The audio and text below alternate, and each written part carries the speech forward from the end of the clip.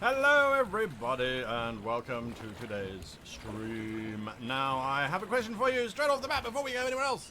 Okay, the sound of the water gently lapping at the side of the hull of the ship has nothing to do with the stream, of course.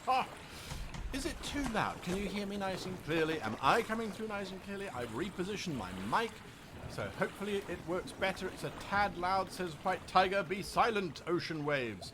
I have silenced it by 5 decibels. Does that make any difference? Is it now a little bit better?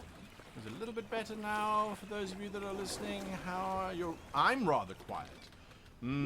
I suspect that might be a function of volume, but let me try this. If I do this, how do I sound? Is that a little bit better?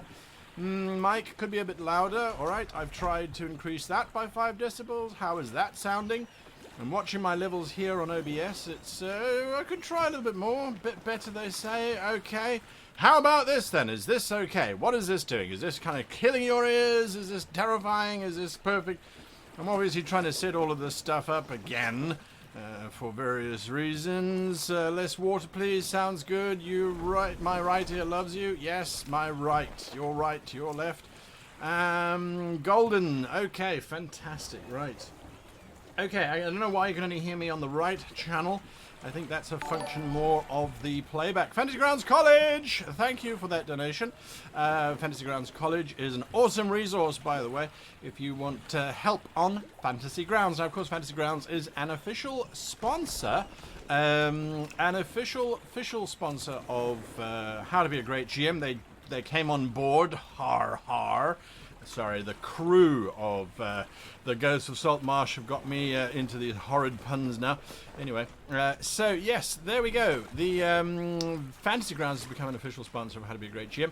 So we are now obviously going to applaud them and use them wherever we can. And why not? They are a great system. Of course, their Unity is coming out. Unity only hear you on the right channel. Well, what about the wrong channel? That's what I want to know. What about the wrong channel? I don't understand it. Hang on. Let's just try that. Let's see how that's going to work. Let me open up this. Let's have a look here. Properties, of course. I mean, it's good to get these things out. No, that just says that there. Let's go here. Didn't change anything. Promise. Audio output, stereo. So you should be getting left and right. And I don't see any options here as to why it wouldn't be doing that. You can hear me on the left channel, but you're much quieter on the left than on the right. Well, yeah. What? Anyone hearing? Also hearing nothing on the left. I'm on my phone, so only one speaker anyway. Yeah, okay. Honestly, you have the worst luck with audio. Well, you see, this is why I'm trying to set it up now. Listening to you in mono sounds great. Well, there's only half as much nonsense reaching you, so yes, it would be better. You're on the right channel, and the waves are on the left. Well, picture the beach on your left, and on the right is where I'm sitting. Sounds fine on my end. Don't know what you're all whining about, says Extra Nerdy. Well, alright, let's see how it goes, and we will get there when we get there. Okay, so Fantasy Grounds is talking about copies of Salt Marsh. I'm not sure what that's in. I've missed the talk there. Let's see what you can have. You can look on OBS. You should also be able to gauge whether it's coming through on both channels or not. According to OBS, it says it is. It says it's stereo. It says it's stereo for the audio out and... Anyway, it is what it is. So, get you on wide headphones, and it sounds like slight discrepancy in the volume between left and right. That's so weird. That is so weird. Anyway, all right. So, well, unless it's completely unusable, then let's move forward. Let's move forward. Let's move forward. As long as it's okay for you guys, then that's all right for me. That's all right for me. I'm trying to think. See, now you've got me thinking. I spent pretty much quite a long time yesterday with one of the players in the game trying to figure out why OBS would install a virtual camera. Administrator is what you have to run it as, for those of you that don't know. Anyway, all right. Well, I don't know. I honestly, I don't know. Yeah, we're good for now. We can fix it later, before the game tomorrow. I have so many things to fix later before the game tomorrow. Now, I did want to talk about this very briefly, so I hope this doesn't bore you. I really, really hope that this doesn't bore you. For those of you that don't know, I mean, we've got a very small audience today. I suspect it's because I didn't do much prep in terms of sending out all the messaging and that sort of thing. Not that it matters. The 20 of you are absolutely adorable. Love having you here anyway. Actually, that's what I'm not checking. I'm not checking whether YouTube has accepted my stream or not. There was a problem last time. Let's see very quickly. Anyway, I wanted to talk about all of the prep that has been going into the show, which is the Ghosts of Salt Marsh. As you can see, it launches for some of you tonight. For some of you, it only launches tomorrow. Stunning Survivalist, good grief, thank you for that donation. So yes, YouTube is obviously watching. Really do appreciate that donation for that. No, okay. Guys, I am cursed, and not in the good kind of voodoo type of curse. I'm watching Restream's chat options that I can see, as you guys can see, everybody who's talking. And it says, viewers, 19 viewers. I don't understand why. There are 52 of you on YouTube, so I take it all back. YouTube is definitely watching. YouTube is definitely watching. I don't know what's going on with Restream. It's doing its own thing there. Hopefully the questions are coming through. So there we go. Wanted to tell you that I bought Salt Marsh as a birthday gift for myself yesterday. It's fantastic. And Phoenix Comic Fest. Lots of fun should be happening down there as well, I think. Yeah, join Fantasy Grounds College. .net, I think that's the link there. Okay, so let's go to look at what came through here. Stunning Survivalist. I got Salt Marsh and was a bit disappointed in the ship mechanics, and that it doesn't have anything substantial on weather effects, on travel, or on having PCs man parts of the ship. Do you have any personal solutions? Okay. Stunning Survivalist, I'm going to answer that question because I think a lot of people have bought Ghosts of Saltmarsh. Now, I must inform you, I think, just out of absolute honesty, because I am running the Ghosts of Saltmarsh for Wizards of the Coast. They have hired me to run Ghosts of Saltmarsh tomorrow night, or tonight, or whatever time zone you happen to be in. They've hired me to do that. So I have actually signed a contract which legally prevents me from saying anything negative about Ghosts of Saltmarsh. Having said that, there is not a lot of negative things that I would say about Ghosts of Saltmarsh. So it's not like they're saying, oh, you can't say bad things, and I'm sitting here going, oh, but I've got so many things to say. That's not true whatsoever. I really enjoyed the Ghosts of Saltmarsh book, and like you, Stunning Survivalist, I looked at it and I went, okay, these are great mechanics. I want more, though. Now, Ghosts of Saltmarsh is designed to operate as a naval light kind of space. So you go into Ghosts of Saltmarsh with some classic adventures for those that ran those adventures in the 80s and the 90s, as well as then a framework from which to work. Now, the ship combat is not new. Apparently, it came out beforehand in January or so, and you know it's been played around with, and it's been done quite a few times. I love the way that they handled ship combat. Now, when I first read it, I went, what are they thinking? What are they thinking? The ship is a creature, but it's a this, and it's a that, and it's the next thing. Don't worry, guys, we're not going to be talking about Dungeons & Dragons for too much longer, so if you are not a Dungeons & Dragon fan, don't worry. This isn't going to go on for too long. So I couldn't understand why they made them creatures. Then I realized, hang on a moment, this makes so much more sense. It really does. To do it this way, and then to add something on, and to then, you know, bring through the notion of being able to have ship combat in a meaningful way within the existing framework that Dungeons & Dragons has already set up. So, what then do we do in terms of weather effects? I think there's lots of weather effects in there. If you look at the second half of the book, in the appendices, there are charts and charts and charts of weather effects. What's missing, I think, and I mean, this is an extensive body of charts.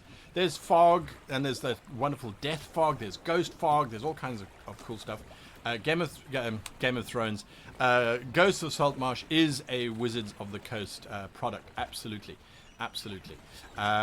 So Angus boys, to answer your question, whilst also answering Sonic Survivalist, they have lots of stuff. They've got fog effects, they've got fire effects, they've got whirlpools. Well, I think they've got whirlpools. Yes, they do. They have whirlpools, vortices, all kinds of cool stuff in there.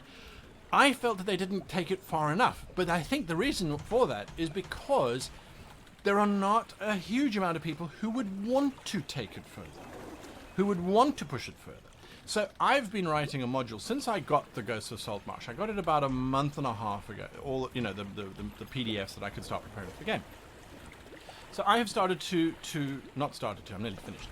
I've been writing a supplemental book that will accompany that, but also in traditional How to Be a Great GM style. So it's how to run nautical campaigns, how to handle underwater. That for me was one of the things that I felt they were particularly light on, was the amount of underwater stuff that happened. So in terms of having the PCs man various parts of the ships, they certainly can in terms of manning where the weaponry are to give them advantage on long-range attack. Again, I personally felt that that was cool for the space in which Ghosts of Saltmarsh is positioned. If you want Ghosts of Saltmarsh, however, to go further, to push further, and to make a completely piratical, nautical game, that's where we push it further, and that's where what I have been writing, and there are others. There are other people who have been writing books to augment this, and there have been previous books on how to run nautical campaigns and things. Mine is just based entirely on the Ghosts of Saltmarsh product. So it integrates with all of their tables and everything. I will tell you this. I took their ship actions. Now, if you don't know what ship actions are, you're going to have to get the book, or realize that the ship can take certain actions, like firing weaponry, moving. Firing weaponry and moving. I've expanded it. I've got a cheat sheet in front of me where I have got all of the new actions that I added in, and that cheat sheet runs, I think I've added in 20 actions that the crew can take during ship combat. So the PCs can take, is what I'm talking about. The PCs can take. And that includes a whole bunch of things, like healing sailors, targeting specific components rather than just using what's in the book. A maneuver called Gnome It, jury rigging, lightening the load, putting on more sail, all those kinds of things, which I think would have overpowered people who didn't necessarily want it to be just a nautical kind of game. So there's a whole bunch more, and then I looked at all of the underwater stuff, and then I added in 27 new ships, because again, the ships that are presented there are brilliant. I wanted more of it. So what I love about Ghosts of Saltmarsh is it's one of those books that come out and you read it and you go, yes, this is great for my people who want to have a few little bits and pieces going on the sea. Here's some rules that are going to help me do that. Here's some cool adventures for me to put my guys on that have got a kind of nautical theme to them. On the other hand, for people like myself, I then took that and I went, wow, this is brilliant. This is amazing. I can take this and I can add these rules in, and now I have a framework on which to base those rules as well, rather than having to try and come up with a whole system. Now, that for me is something that's been really beneficial from that book, is that I like writing new systems. I like playing around with things. And so yeah, that's kind of where I came in. I also may have rewritten how the combat works in terms of distance. But that's a whole different story, and I'm not going to go into it unless you guys particularly want me to. But yes, that is my take.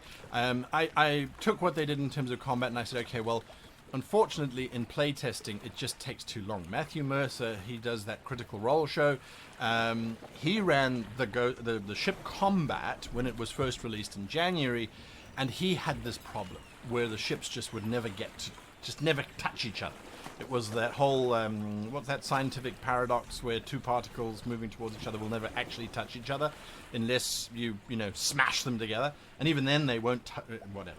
Anyway, so yeah, there's a lot to it. And Stunning Survivalist, we can have a much longer conversation about this if you like. But there is, as I said, that book, currently it's on 80 pages worth of stuff. There's 40 pages on ships, and then the rest is on additional rules and things.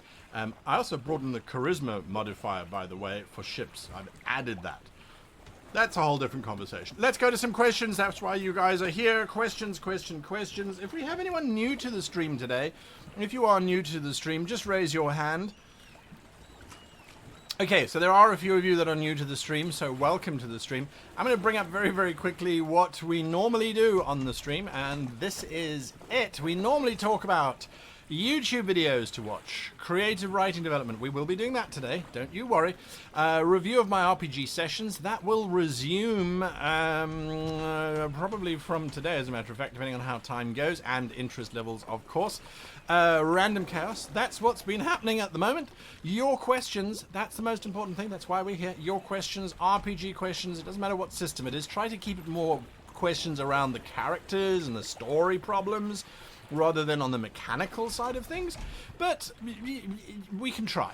We can but try. And then, of course, Creative Showcase. Creative Showcase we haven't done since last week, as a matter of fact. And we are going to be doing it again today, again, time permitting. I want to show you something that I think is pretty cool feature, again, from one of our sponsors, but we will be using them in the show, and I use them anyway, from Dungeon Fog, if you get there. So have a look at that. Well, we will be having a look at that when we get there. Okay, so that's what's coming up. YouTube videos to watch. I haven't watched any YouTube videos this week. I will be absolutely 100% honest with you. This week, YouTube, I went YouTube Music. It's a new thing that YouTube's launched. They didn't pay me to say that, by the way. It's got the most irritating feature in it, but it's a smart thing. I usually use YouTube just to stream music, so I can just play music in the background whilst I'm working. YouTube Music popped up. I don't know if any of you else have seen it recently. It popped up and it said, hey, you know, you just basically, you don't watch YouTube, you just listen to YouTube. So why don't you go to YouTube Music? And I went, okay, cool, what's YouTube Music? And you go to YouTube Music, and it's basically just a music stuff thing powered by YouTube. It's a list of stuff. So I listen to film composers, so sort of Jerry Goldsmith and Hans Zimmer and John Williams and the like. And yeah, sorted that out, typed that in, put it in, sent it through, and it started to play music from those composers, just sort of random stuff. You can set it to shuffle and all that kind of stuff, and it was very nice. Of course, there is an ad that plays in between each and every song, because YouTube needs to make its money and it needs to pay for the rights in order to be able to play this music in the first place, because there's copyright to the music. So absolutely fine, that's understandable. And of course, you can pay a premium to then not have those adverts there. Now, the problem is, of course, YouTube is still regional based, so I get Japanese adverts. So I have no idea what these adverts are promoting. And they're usually about 5 seconds long, but I just keep hearing, and there's only about 5 Japanese adverts from what I can hear. So it's just the same advert every single time. And it's like, I don't know what you're saying, and I don't want to know what you're saying, because it has nothing to do with me, because it's about making your life more efficient or something, and planning, and having a career, and those kinds of silly things. But anyway, so there we are. Right, so how did I get onto that segue? Don't know, coming back. Yeah, music? Were we talking about music? I don't think we were talking about music. Anyway, let's go to some questions, for heaven's sakes. Get some bloody questions going on. Okay, so the way that questions work, put the giant word question in caps lock, if you please, in caps lock. Put it into caps lock, question in the front, and then ask a question. Do not be afraid to repeat it every couple minutes or so. You'll see it popping up here. I don't see what's popping up here. I mean, I do kind of, but it's very, very, very, very, very, very, very, very small. So anyway, all right. So let's have a look. I don't use Adblock. Sorry, I see there the comment from Daduta, use Adblock.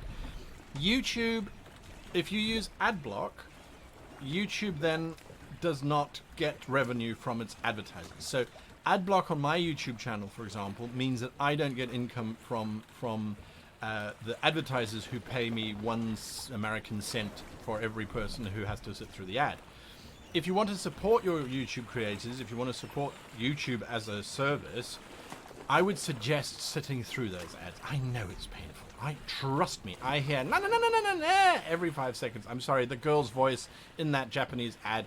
It's a bizarre cultural thing that they do. Women, when they speak loudly or when they are on television, they speak high-pitched, which is not what they do in real life. So it is a put-on voice. It's a television voice. It's what apparently is what expected. Anyway, drives me up the wall.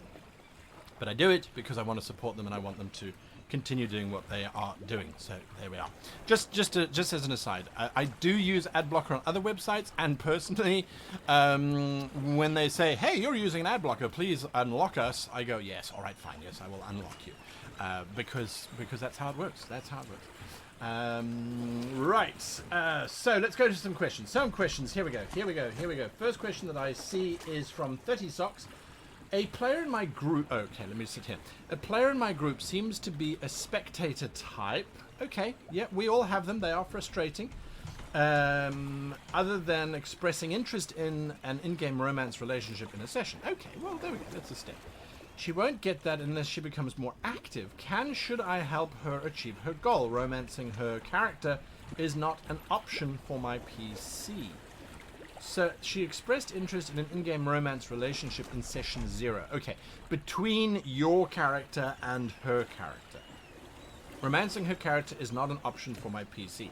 Right, it might not be an option for your PC, but that doesn't mean that your PC can't become a friend.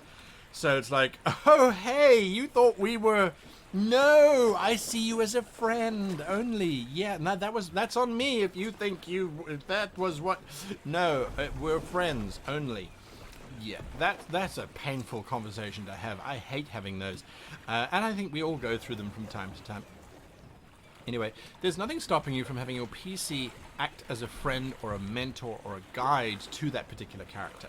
You can invest in friendship without a doubt. Ask the character questions about their particular class or their build, etc. You can work out how and what you say to them. But you can invest in their character. It doesn't have to be a romance. It can just be an investment. And if they try and turn it into a romance, well, then you've got that wonderfully awkward scene where your character's going, "What? No, I didn't mean that. No, absolutely not." So then you can play it up for comedic effect, but you've now drawn that person out into a space where they can then play.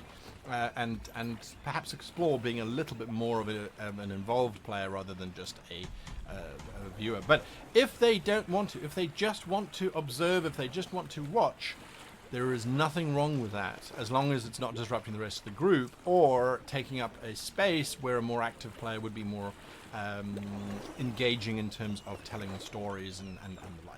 So there we are. That would be my short answer there to you. Okay, carrying on with questions. The way that questions work, by the way, is my screen is constantly updating. I look at the top of the screen, and whatever that question is, that's the one that I ask. So it's just kind of an answer. It just moves through. All right. Honourable 596 asked the question. I got inspired by your Starfinder Sable Dice Starfinder Sable Dice game earlier today, and decided to make my own homebrew Starfinder universe. Fantastic! It's always better to make your own than to play in someone else's. That's what I say anyway, because I'm lazy. Itself just a single sphere in the Spelljammer cosmology. They don't know that yet. Okay, fantastic. Using some races that I made in Stellaris. Yes, absolutely lovely game. And I was wondering if you have any advice for me. Yes, I would have some advice just in terms of making sure that if you are creating a homebrew space, if you're creating a homebrew world or setting or system, the important thing to bear in mind is that your players, thank you for that, your players have, look at that, there we go, the survivalist is about to be knocked over, Seth Farhaven, thank you for that. So, when you're creating a homebrew, when you're creating a home space, now we haven't got there in Campaign Creator, that's the series I run on YouTube, where we're talking about creating a complete campaign.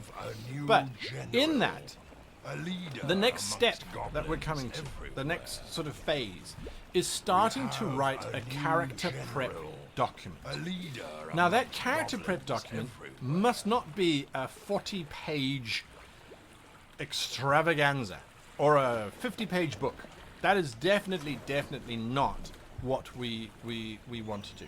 We want it to be a one-pager that very, very smoothly introduces the players to your universe and it doesn't bombard them. So, for example, Star Wars. And we're going to say we're looking at the Return of the Jedi time period. So, how would you introduce players to Star Wars? I would say that there are two primary factions. There is the evil empire, which has got stormtroopers and star destroyers, and they control most of the galaxy with an iron fist. They hate aliens, and they are just pro-human, and they are trying to hunt down and destroy the rebellion. The rebellion is run as a very small guerrilla-style tacticked army. It is comprised of multiple alien races, and they are trying to overthrow the evil emperor to return the galaxy to a state of peace that it once knew under the old republic. And they are trying to bring about the new republic. That's it. That's all that you need to tell them, that there's starships, there's Jedi that can do some cool and funky stuff, and that's as far as you need to go. You don't need to tell them that Corran Horn is busy flying around with Rogue Squadron, I should say, and that there's the Imperial Star Destroyer Vengeance, which is currently going through the Outer Rim territories, and that Grand Moff Tarkin's doctrine of rule by fear was installed 25 years ago. That's too much information. They don't care, not going to use it. So my advice is, whatever you're doing, make it as interesting as you like, and then just put a surface veneer on top of it and say, this is it. This is in short what you need to know. You can always embellish and move forward. Now, and I'm just saying this because it's going to be happening, so it could be useful for you. Ghosts of Saltmarsh, I am using my own setting. I spoke to Wizards of the Coast and I said, do I have to use the setting that's presented in Ghosts of Saltmarsh? And they said, no, the book was written as a toolkit for Game Master, so you can use whatever setting you like. So I went, okay, fantastic. I'm going to create my own space, and I spoke about this at length last week, I think, where I showed you the map of the Ghosts of Saltmarsh that I have had created. Now, that map was created by Keora, who is an amazing map artist, and will also be playing in the game, as a matter of fact, with a friend of mine. And that was created for Project Deus, as a sort of a, this is what Project Deus will produce when it finally launches, this mysterious Project Deus that we're all involved in. So I created this homebrew space, and the primer, some people call it a primer, that I have given out to my players is very brief. The Azure Sea has been lawless and uncontrolled and contested by a whole bunch of different little kingdoms for quite some time. Now, there is a lot more that's been added. Like I said, I have created 27 ships. I have the list of all the ships in front of me so that I can remember all of the things that I made and the names that I gave them. I'm just busy looking up at the chart that I have had printed out. And the players are never going to remember all 27 ships. So if I say, oh, Captain, I'm seeing on the horizon a Ballerine warship, they'll go, huh? So, how do I introduce my players, primarily, to the setting? Well, it's very simple. A little Seabold, who's going to be on board the ship. I think his name is Morley, I think his name is Morley. Morley is going to be sort of hopping around. He's the deckhand of the ship, I think. I must just double check that. Let me just check. Morley, yes, Seabold male. He is the deckhand. And Morley is going to be the one who goes, oh, my captain, I see the Ballerine warship. You know, that's the the aquatic elvish ship. Oh, my God, it's 120 feet of deadliness, and they're going to launch, oh, fuck, where has it gone? Giant seahorses at us. They're going to launch giant seahorses at us. We need to prepare for boarding. So I've got a character who's an NPC who will dump information. Just dump information into the characters, and more importantly, into the players. Because it's the players who need to have all that information. The characters would have it already. They grew up in that environment. They grew up in that world. It was a long answer to get there. Anyway. Next question that I see. This is from Julian Reynolter. During a campaign, my character is a gnome and the only one in the group, and we are in the gnomish capital where my family lives. How can I work them in without making it feel forced? Well, to be perfectly honest with you, Julian, it's not necessarily your responsibility to work them in at all. It's the GM's responsibility to take your journey there. Now, how do you do this? Again, you could have a little, just send a text message to your GM or chat to them, however you communicate with one another, and simply say, hey, my family's based here. Just letting you know, the last time we saw each other, it was a screaming match. We left shouting. and the family are doing this or doing that, you know, throw the GM some options so that they might then go, huh, that's pretty cool. I am actually going to include them in the adventure. The GM is the one who should initiate. On the other hand, you can also just say, hey, as the character to your fellow characters, my family live here. I want to go and talk to my family. Can I have an afternoon off from being part of the adventuring group? And they might say yes or no. And then sort of, then you can go off. You don't have to role play throughout the whole thing, because nobody wants to be present while one of your friends is talking to their parents about, hey, how you... Those are very boring conversations. No one cares. So, yes, just avoid that. Avoid that. You don't want to have that happen necessarily. All right. Next question is from Offset Media. How do you go about travel encounters? Do you use roll on random tables, or do you try to keep the encounters strictly narrative plot driven? Offset Media. So I actually have done some videos on the YouTube channel on how to make travel interesting. I use the in terms of the encounters. I don't use encounter tables. And there are encounter tables for days. You can find them everywhere. People have made encounter tables. I don't use them simply because I don't like the idea of the narrative pace being interrupted by, oh, 2d4 orcs wander by. Why are those orcs there? You could roll on the table, think about what has been encountered, and there's no rule saying that they have to go into combat, by the way. They can go into discourse, they can talk, it can be a love affair gone wrong. I mean, however you want to play it out, absolutely. So there's lots of things, but part of the idea of random encounter tables was where you wanted to create the sense that the world is alive and that there's random stuff happening. At least that's what I think. That's why random encounter tables. If you need to, go ahead and use them, absolutely. But to me, it just feels like more dice rolling, more dice rolling, more dice rolling to get to something that you could just have easily have gone. As you're walking along the road, you see a cart that's broken down, and there's several orcs that are gathered around it, wielding weaponry and screaming and shouting at one another. There's your encounter. You didn't have to roll anything for it. So there's none of that disruptive DM sitting there quietly rolling the dice, waiting for a 20 to come up. Ghost of Salt Marsh has got random encounters in it. Absolutely. There's all sorts of tables in there. I looked at them and I went, is that something that I want to include in my game? Now, in my particular case, I only have 12 episodes. That's all that What's His commissioned me for, Wizard of the Coast commissioned me for. So I only have 12 episodes. I can't have random encounters. If it's not part of the story, if it's just a random encounter, then to me it doesn't work. I believe that when we're doing stuff online, when we're presenting games for you guys to watch, there should be a narrative behind it so that it's an entertaining thing. If after 12 episodes the players are still fighting random encounters out in the ocean and they haven't really achieved anything, to me it's like, well, what's the point? There wasn't any take home from that. There wasn't any enjoyable story.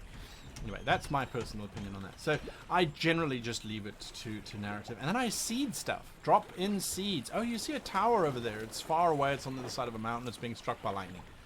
No, don't say any more than that. If they go there, that's great. If they don't go there, that's fine. You've seeded that there's a tower in the mountains that could be something they're going to be using later on. White Tiger 225 says, I have an unusual problem. My players demand DMPCs travel with them. Apparently I do them well, but as the group has gotten bigger, I feel they just get in the way, I think is the rest of that question.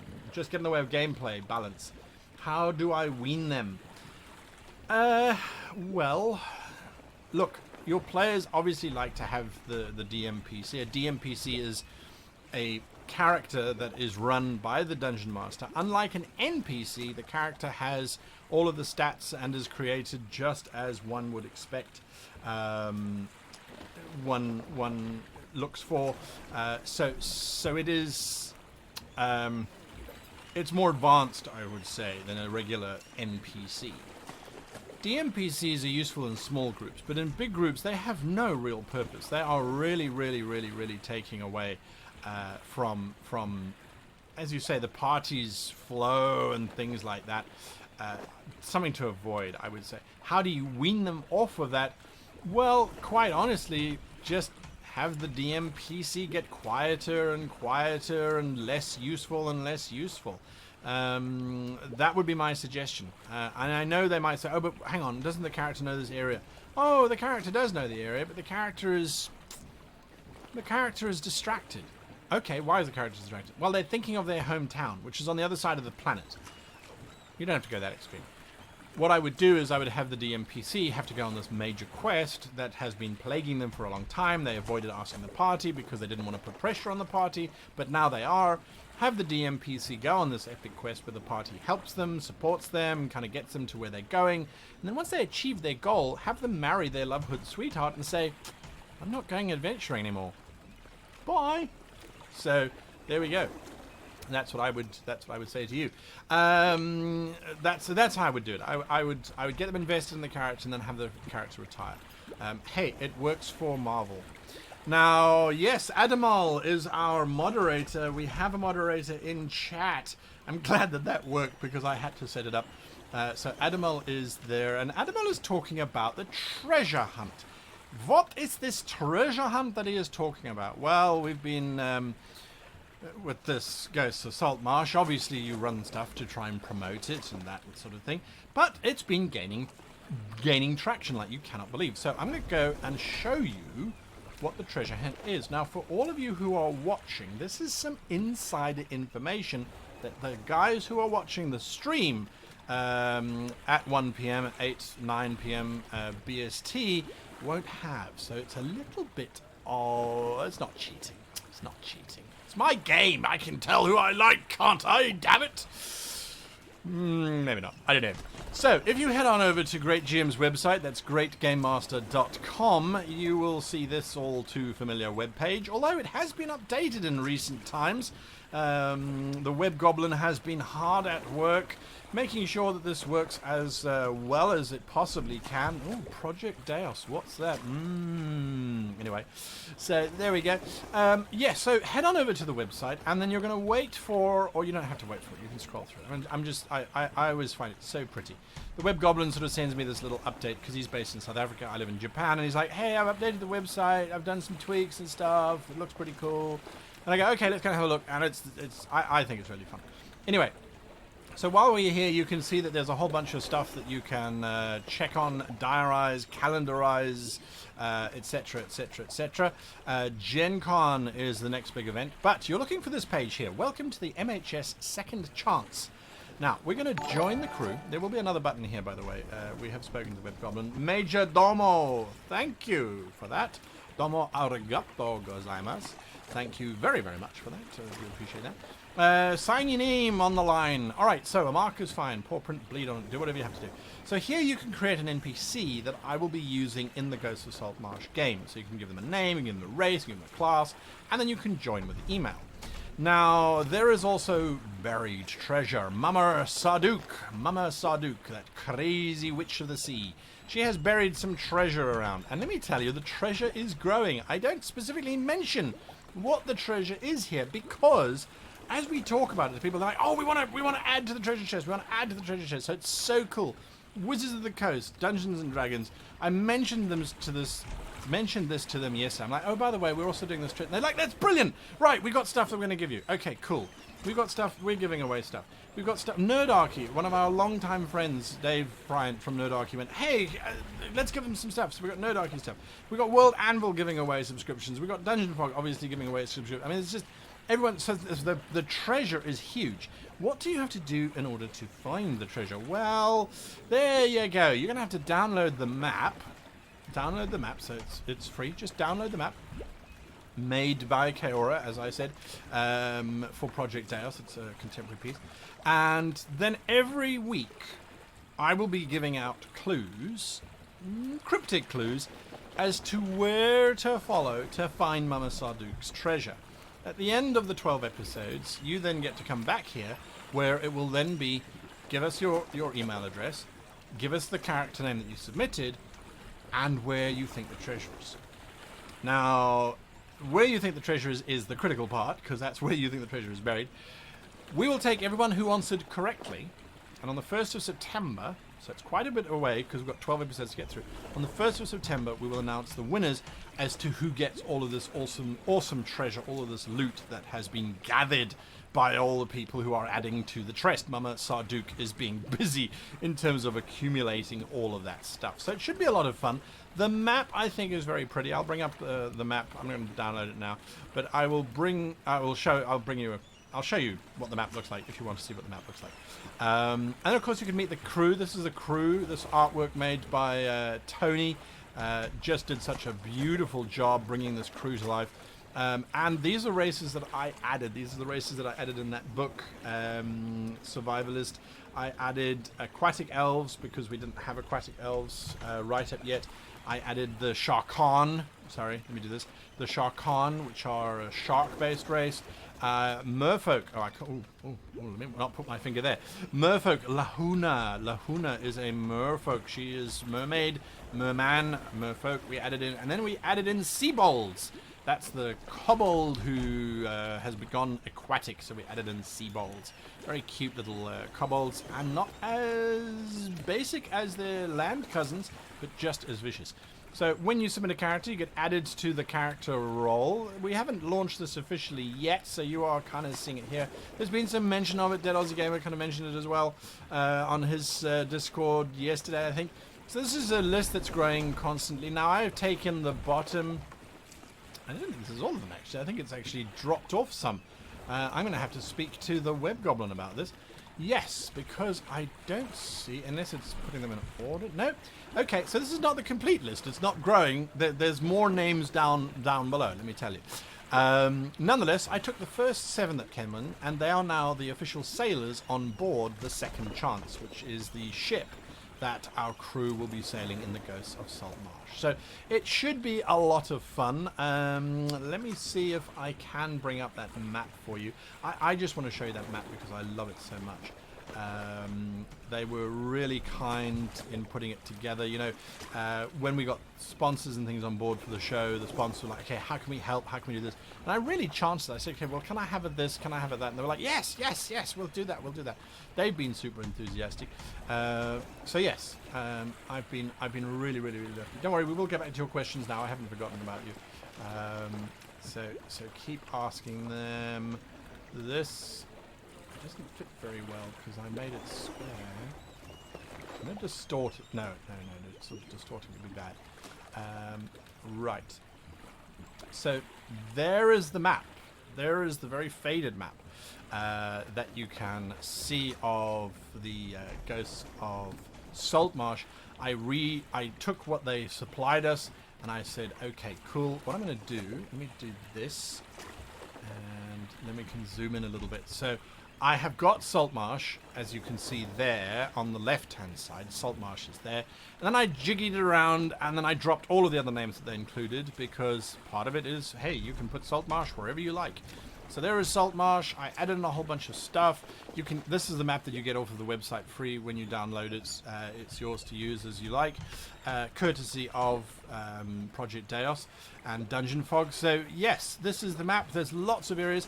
There is a spelling mistake in there, which I only discovered literally yesterday afternoon. And do you know how much it irritates me? Because this map has been distributed everywhere. Anyway, I am claiming that it was the cartographer who misheard the name. So, yes, it is there. I'm not going to tell you where it is because it's embarrassing.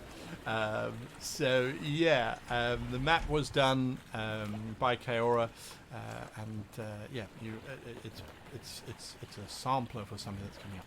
I'm very excited about that. I then added in the bloody handprint and the coffee stains in Photoshop, as someone pointed out, simply to come and give it a bit of flavour and make it feel more like a map that would actually come from the from the hands of the Second Chance crew, because I believe that's the sort of thing that they would have. Anyway, all right, so you can join the crew, sign up for the crew, give us an NPC that we can throw at the players, either to help them or hinder them or to destroy them. Let us have a look at that. Get that map. Follow those clues. The clues will be appearing somewhere on the screen during the stream. I've done it so that the first 7 The first 7 are really going to be the ones that you want to watch out for. And then the last one is the critical one, which won't make sense if you haven't watched the end one. So it's been a very interesting journey in terms of trying to write clues that work, clues that are not so cryptic that you have to be one of those cryptic puzzle-solving geniuses to work it out. But then also clues that are not so simple that you go, oh, it's there. And here is, for you guys watching, here is an insider. It's not in Saltmarsh. Okay, so that's one of the 48 locations that it's not. You heard it here on the channel first. So there you go. There we go. Right. Now, let's go back to questions. Dynasty says, so I've written about 90% of a space sci-fi RPG system and have been trying to decide on the vital components of the spaceship's space fighting part of the system. Any suggestions? Dynasty, the very first thing that I would suggest to you is do not look at Starfinder. Do not look at the Starfinder system. The Starfinder system is a miniature role-playing game that gets tacked onto a role-playing game. I was not a fan of it. When it came out, I was super excited because I was a huge Pathfinder fan. Starfinder came out and I'm like, but hang on a moment, this is now a middle... The reason why it did not work so well, I believe, is because what they did was they broke away from their fundamental game design. This is what Dungeons & Dragons has done in terms of Ghosts of Saltmarsh, where they've said our fundamental mechanics are this. This is how ships have to work. Is it at the sacrifice of realism? Yes. Is it at the sacrifice of a system that makes perhaps more logical sense? Yes. But it fits within the framework, so at no point do you as the player have to suddenly go, wait, what's the mechanics now? Because now we've changed how it works. That is definitely what they did right in Dungeons & Dragons and what they did wrong in Starfinder, in my opinion. I'm very critical of Starfinder because I was so excited about it when it was coming out. And I bought the book and, you know, anyway. So make sure that whatever system you put in place within your starfighter space or within your fighter space, it must be based on the system that you have created. Don't get excited and create a whole new combat system for space that then kind of gets mushed together with your existing one. It shouldn't work like that. It should be integral. It should be a seamless experience where the players don't even know that they're moving from one to the other. So there you are. Right, next question. Dead Aussie Gamer, how do you always look so dapper? Well, you know, it's Japanese fashion sense. This collar is actually fixed. It doesn't go down. I quite like it. It kind of gives some collar. Anyway, there we are. Next question. Stranger asks, advice for archdemons that might try to seduce the player group in an attempt to survive, not get murderized, but whom the PCs are Beta Archdemon contracted to kill. Thoughts? Okay, so I'm assuming that you are not an Archdemon trying to seduce your players, but that you have an Archdemon NPC who's trying to seduce the PC. I know what you mean. The challenge with trying to seduce PCs is that the PCs have zero emotional connection to the Archdemon. They are seeing a bunch of coins. Now, if you watch almost any kidnapper type of TV show or film, or you read the book,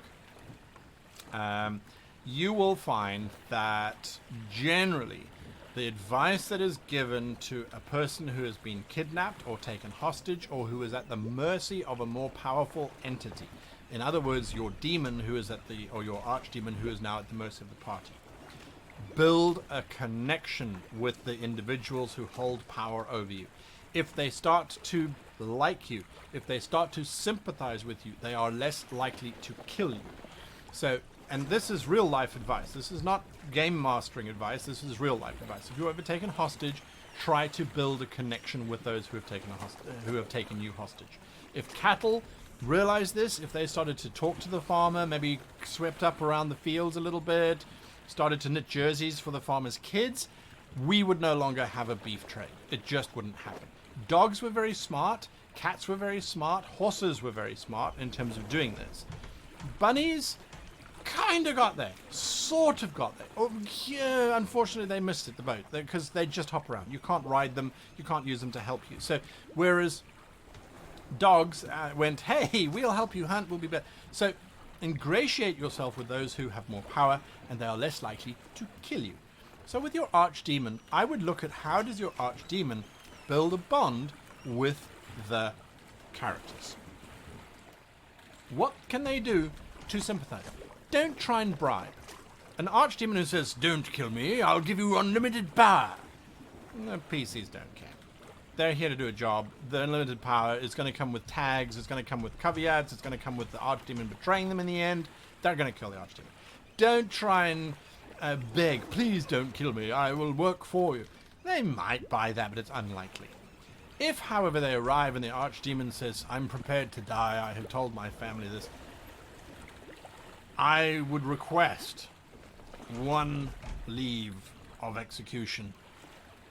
I will hand over all my power, etc., etc. Just allow me to say goodbye to my daughter.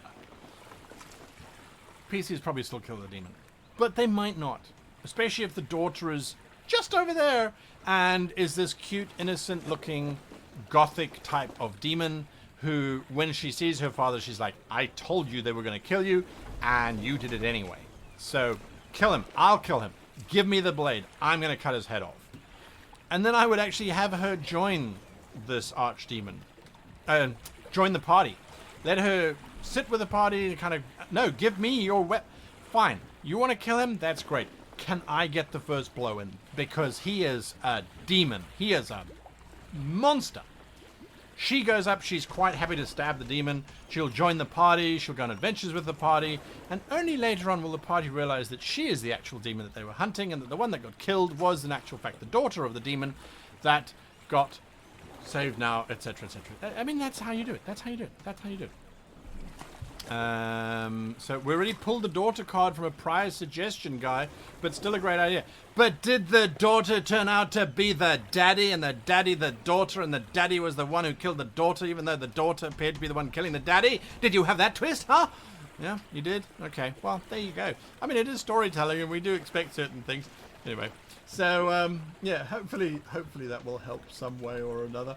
Right, next question. Reverse Stockholm. Yeah, kind of reverse Stockholm to a degree. Reverse Stockholm to a degree. Right. So, Lima syndrome is what's being thrown around. You see, it's a problem. Answering your questions, I don't get to read what's happening in the chat. The chat's quite cool. Nice haircut. Thanks. Yes, it's me saving money. It's a self-done one I just shaved. Right, so thank you about that.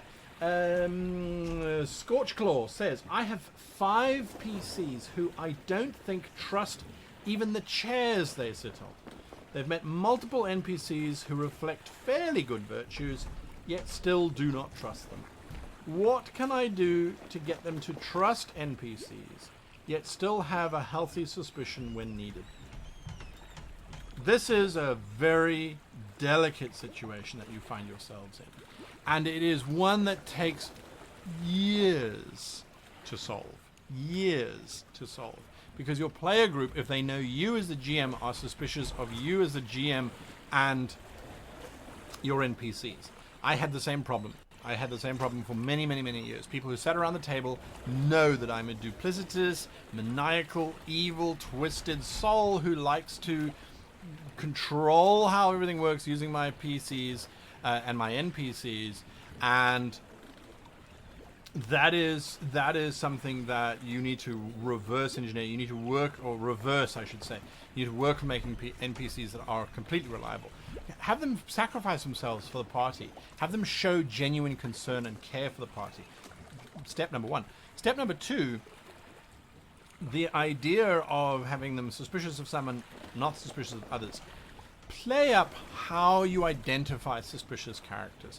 They're a little bit shady. Give your PCs lots of insight checks, or intuition checks, or first impression checks, whatever your system is using. Let them understand that this is a genuinely nice person. They probably don't have anything evil going on at all. They want to help. As opposed to this person, slightly shifty. You can see that they've got a beard and their eyes are in shadow. However you want to describe it. The idea, though, is that you start to differentiate. I know it's weird, but when we watch, say, animated shows, when we watch animated television series, in the past, the idea was that your villains were always in tones of black, were always in tones of dark browns, whereas your heroes were always in bright colors. And there's a reason for that. As kids, as young viewers, we want to be able to separate, and we want to look around and see, oh, good guys, they're all in bright colors, bad guys, they're all in dark colors, they're all in dark blues, purples, etc., etc. So that's kind of where we want to be. If you want the ultimate guide, watch He-Man and the Master of the Universe from the 1980s. They quite literally went naffy male who does not have any backbone and who's kind of limp and appears to be not really masculine. We're putting him in pink because it's a feminine color. This is in the 80s. We're putting him in a feminine color. When he becomes a masculine character, now the pink vanishes and basically we just see ripping muscles everywhere and a little chest piece of armor. But that's it. So the show is all about showing us those kind of differentiators. The evil character is in purple and dark blue with a bright yellow face, so we can always identify who the villain is. The other characters, the other heroes, are in greens and oranges and bright colors. Again, all the bad guys are monochromatic and in dark colors. So it is a visual cue. So it's sometimes worth looking at that. Any more questions? Let's see.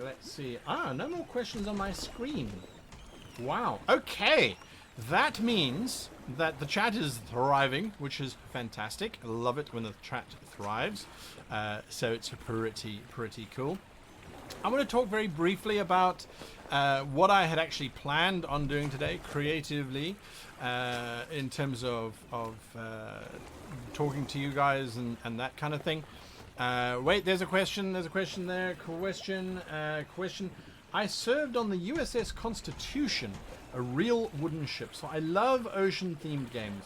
Do you think that the more realistic the mechanics and day-to-day functions of ship life is better for the typical game? So, Ichthy, I see that question was reposted by Eric. Eric, why haven't I made you a moderator? I think I couldn't figure out how to do that. I know how to do that now.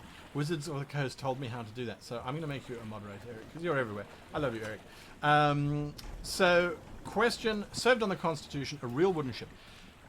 This is the major challenge that you are going to hear whenever you encounter role-playing. And it doesn't matter if it's on a wooden ship, or if it's on a tank, if it's in a helicopter, if it's in a castle. When you have specialist knowledge as a player, you have to be very careful how you translate your expectations to your players or to your DM. And I'm going to give you an example of where I completely fudged this up. I completely made a disaster of this. The Save or Dice show that aired this week. Save or Dice is on Twitch as well as it's available on YouTube. I play the Doctor on the ship. The Doctor has got relatively good scores in physical science, in the sciences, so he's a bit of a scientist as well. I am a huge sci-fi fanatic. I love my sci-fi, and I love the magic that sci-fi brings with it. And that sci-fi-esque stuff is talking about, well, if we invert our engine plasma output magnetic constrictors, we may be able to get an extra 5% out of the engine. There is the same as saying, I summon Balathor's third spirit from the realms of Uru, and because of its connections with the Dark Lords of Toth, it gives us an extra 5% of the speed. It's gobbledygook, but it sounds cool and it sounds genre specific. I did that to Cody, who is the GM and who apparently is not a huge science fiction fan. He might like science fiction, but there's a difference between someone who likes it and someone who goes, hey, you're speaking my kind of geekery, I'm going to up you one. What was the result was that, to a degree, he was bamboozled into a corner where he had a player who had a lot of sci-fi-esque terminology that he could throw at the DM, and then he had the rolls to back it up. I could make a physical sciences check. I could make a computer check. I could make a stellar cartography check. I could do all of the checks that as game masters we would assume would be appropriate for the action that's being described. I didn't intend to do it. I was just so excited about the prospect of space stuff, because I love space stuff, that I got carried away. When it then comes to something like sailing ships, and the DM is a sailor and knows all kinds of things, one has to be very careful about doing the same thing. So when you look at ship combat, and I'm not going to talk about Ghost Assault Marsh anymore, because I think I've spoken about that enough. When you look at ship combat, spaceship combat, or normal combat, in role-playing games, unless the game is specifically designed to be a simulator, so it is specifically designed that you will get the experience of driving a German tank, with driving a Panzer, and the Panzer is going, the controls are all simulated, and we're working out track resistance and how fast it turns on its track, and how fast it can go over trenches, and what is the maximum incline. We're keeping volumes of fuel going and all that kind of stuff. It can become very overwhelming for players who are not that keen, who are not that interested. So I would try and strike a balance. Now, I'm going to confess here, and I said I was going to talk about Ghost Assault Marsh, but I will talk about the book that I'm going to release. This is a working cover. It's not the final cover. It's just a mock-up that I had to make to prove to the Web Goblin that I should be working on this, because it's hopefully going to be fun. So this is what we're hoping to release. Boom, that's the book cover. It fits with the previous one that we did. In that book, Ghost of Saltmarsh does not have things like calculating the amount of gold that your sailors cost every month. They mention it. They mention that in the PHB, as a matter of fact. They talk about that in the Player's Handbook. They don't mention how much food should cost. They don't mention how much... They talk about how much tonnage a ship can carry, but then they don't talk about how much a specific ton of something is. I've worked all of that out. I went and got all the sources and said, okay, well, this is how much it costs for a pound. There's so many 1,000 pounds in a ton. This is what it would then translate to. So I've gone in and I've got a whole lot of things in there which can make it feel a lot more worthwhile. Now, my players, I've given them the book to read in advance, and already I've got my captain sending me messages. Wait, you say that this much costs this much and this much costs that much. Are you telling me it costs 980 gold pieces every month to run my ship? And my answer is yes. According to the rule framework that's been established for our game, that's how much it costs. How much does it cost then in terms of cargo to move around every month to cover your costs? So the players are busy calculating that, and they're running around and they're having a field day with it. Some of the other players are like, can I kill the cargo? Can I shoot? Can I stab it? Do I care? No, I don't care. I don't want any of that nonsense in my game. I would make these things totally optional. Very long answer, but that's how I would do it. Add in as much realism as you like, but make it optional so that your players can choose how much they want to engage in it Right, next question. ACP O'Neill says, how do you deal with a large group of NPCs such as a ship's crew? Many times the PCs will try to make them into fighters and actual NPCs that are too many to put into actual combat. Okay. ACP O'Neill, I assume you are referring to Dungeons and Dragons in this context. The Dungeon Master's Guide actually has a fairly interesting solution for mass combat that you're talking about. I think it's in chapter, I want to say chapter 8. I think it's in chapter 8. Where it talks about how do you deal with mass combat. Their solution is not completely elegant as far as one might like it, but it certainly does work out things. Ghosts of Saltmarsh also talks about crew boarding and the like. Again, it doesn't go into too much detail. It leaves it up to your interpretation as the dungeon master. The book that I'm releasing does go into detail on it. It simplifies the system completely. It brings there's a mechanic within Ghosts of Saltmarsh called the crew quality. I've taken crew quality to a whole new level.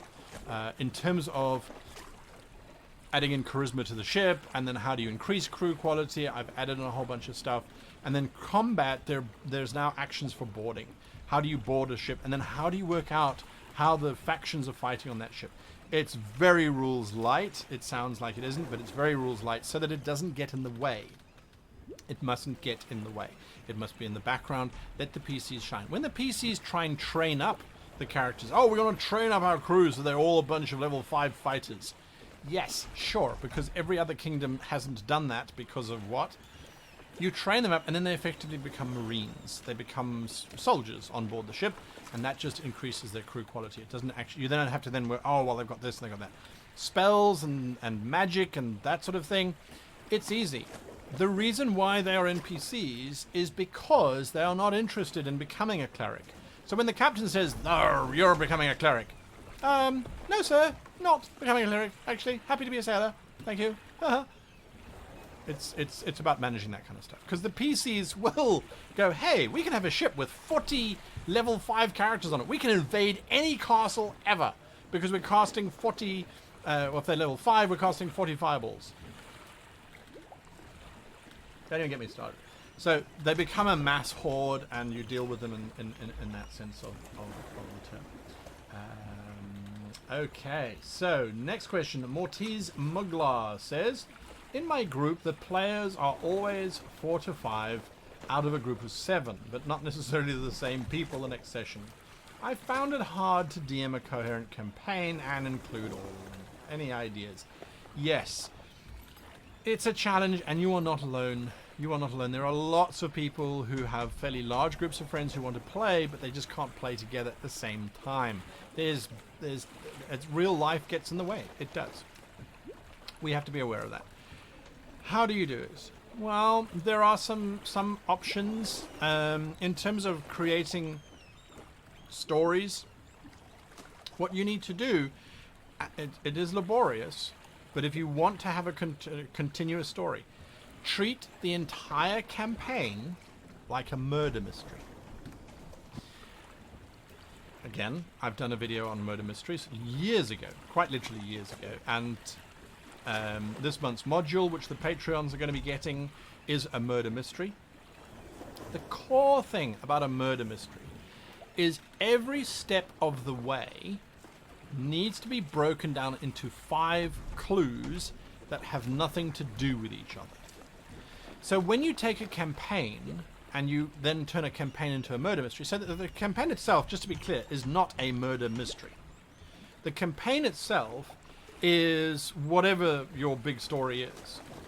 But each step of the way, each plot on that journey, and if you don't know what I'm talking about in terms of your plot points, in terms of your journey, again, go to the Great GM website. You'll see there that there are guides and modules and ebooks. You can download a template, it's free, on the plot points that you should have in your master plot. Each of those plot points should be broken down into 5 adventures, 5 clues that link back to that particular plot point. So if the characters need to learn that there is a big bad werewolf running around killing everybody in town, but you want it to be a slow discovery, you run 5 adventures where there are, in each adventure, there are clues as to the nature of the werewolf, or that there is a werewolf in the first place. The first one might be, PCs, please go to my field. I'm a farmer. My sheep have all been killed by something, and I don't think it's a wolf because it killed 48 sheep in under an hour. Okay, so we go off to the field and we discover these magnificently large bite marks out of the sheep. We don't know what it is. We discover tracks that lead into the forest. Adventure number 2, all right, because the PCs don't follow the tracks into the forest because as we get to the forest edge, the tracks disappear. Untraceable, untrackable. Go back to the farm and get your reward. Adventure number 2 does not follow on from the forest, as one might expect it to. Normally it would in a regular campaign. In your situation, however, what is now going to happen is now we have a hunter who has come from the plains, not the wood. The hunter has seen a naked woman running around the fields, the plains at night, covered in blood. Okay, PCs go off to go and find naked woman covered in blood. They don't find the naked woman covered in blood, but they do find old clothes. For the last however many years the werewolf has been running around, discarded clothes. When the woman transforms back into a werewolf, the clothes fall onto the ground. She goes off, she rampages, she kills things, she gets back into human form. She's covered in blood, she doesn't know where her clothes are because she can't remember, so she runs home. So they find these clothes, and they find that kobolds or whatever have taken the clothes or are using or scavenging, pick a thing. And the kobolds can hint at this big furry thing. You can do that as many times as you need to in order to get all the players on the same page. Only once the group has got to the point where they're like, gosh dag nabbit, I think we're looking for a shape-changing person of interest. Possibly turning into a giant werewolf. Then you introduce the adventure that takes them into the forest, which is where they then start to look for the next step in the chain. And again, you run through multiple iterations of that adventure until eventually they get to the next stop, and the next stop, and the next stop. It increases the length of your campaign, but with 7 players, you're going to have a long campaign anyway. Next question. Wimilozy says, I'm about to DM for the first time. Yay! And it's for a single player campaign with a gothic horror setting. Any tips? Single player campaigns are very rewarding, but at the same time, they can also be very tricky and demanding on you as the DM. I've done videos. Go over to the YouTube channel. And watch it. It's called running a game for one player, I think, or small groups where I talk about 1 or 2 players. It's a very different experience. It's an intimate experience in terms of your stories are now focused around a single character. You're running more of a movie style type of scenario than you would if you're running with a larger party. So lots of fun, definitely lots of fun, but very different. So that's a whole video. It's like 20 minutes long on how you can prepare and what you should be preparing and how you should be moving forward. So have a look at that. There was a thing that I had to watch. I had to watch the trailer. Now, let me just get my notes from last week where it said, watch the trailer. I had to watch, someone was, I think it was Honorable, kept saying, watch the Curse of the Vampire Coast trailer on YouTube.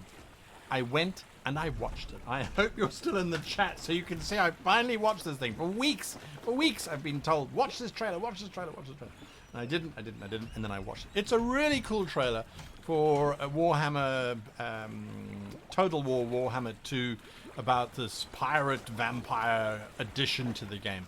It looks really cool. It really does. I just wish I didn't hate the game so much. I'm a huge Total War fan. Rome Total War, I role-played to death. I used to play it with a very good friend of mine, a great role player, very, very close friend of mine. He would do all of the combat maps, all the tactical stuff. I would do all of the senatorial stuff in terms of how we actually grew our empire. He would fight for our empire. And we'd role-play the interactions between... Total War, loved it. Medieval 2, a little bit broken, so a little bit cold in that one. Total War Empire, loved it. Took over the world, I don't know how many times. Certainly helped my knowledge of geography. Warhammer, I can't get into it. I don't know what it is. And maybe it's the new mechanisms, maybe it's the new systems. I suck at a fundamental level. I was playing it with Simon from the Windswift crew. It got to the point where Simon was like, dude, it's over. You're gonna die. You stupid. Just stop playing. maybe not have said it as nicely as that, but nonetheless, you get the point. He's like, you know what, you don't know what you're doing. I'm like, but I have conquered Rome. I have taken the world. But this fantasy thing, I can't get my head around it. Anyway, the trailer looks really, really, really cool. Next question from Juan Camilo. What's your preferred map making tool? I am looking for one as of right now. What is my preferred map making tool? John, you're going to have to be more specific.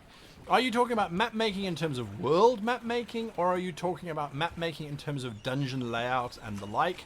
Or are you talking about city map making, where you're making city maps? In which case, I would suggest you go and look at Project Deos. If you want to make all three, well, that might be something. Anyway, for now, I use Dungeon Fog. I've got them open, as a matter of fact, because that was what I was going to be doing in today's stream, but I have got sidetracked chatting with you guys. This is Dungeon Fog. This is a ship. This is a sailing ship from Ghosts of Saltmarsh. That Till Lemmer, the actual designer and owner of the Dungeon Fog, has been designing for me. This is the upper deck. Let's go for a wander down through the levels. Let's go to the main deck, so we can see the crew sleep in the fore of the ship. There's that wonderful mangonel that they're going to be firing. There's the map room, captain's quarters. There, let's go down to the lower deck. And there's our lower deck, looking very spanky with crew quarters in there, as well as access down into the hold if we wanted to. They've got some more rooms in here which they haven't filled up yet. This is a generic sailing ship, by the way. And then we go down into the hold. And here we can see all of the cargo nicely lined up and ready to be taken all the way up to the upper deck. So, yeah, Dungeon Fog is my choice when it comes to making maps. I'm not ashamed to say it. I think their maps are absolutely beautiful. You can control all kinds of things. You can make all kinds of maps, as well as what's happening in the future. It just blows the mind. Otherwise, you've got things like Wonderdraft for world map making. You've got Incarnate, I should say, for world map making. They're great as well. I used to use them a lot.